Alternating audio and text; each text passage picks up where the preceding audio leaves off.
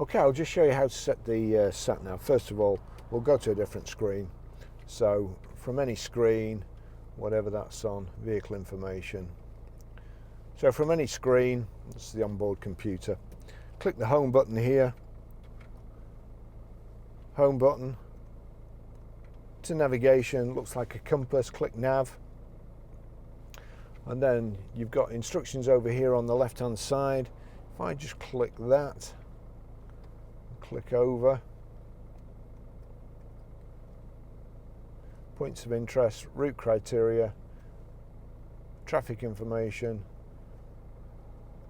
spoken instructions, top one guidance, click guidance. You've got start guidance or enter new destination. We want to enter new destination, so just turn the rotary control to enter new destination, click it down.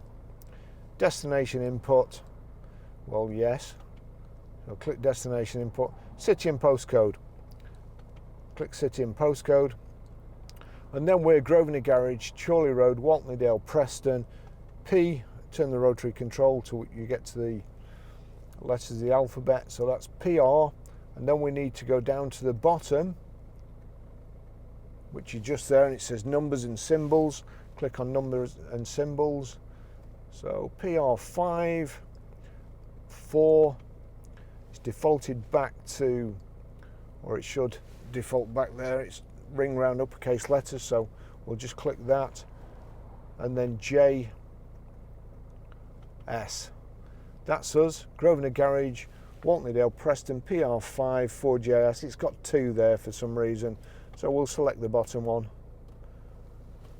Asking me for a street or accept destination. Well, accept destination.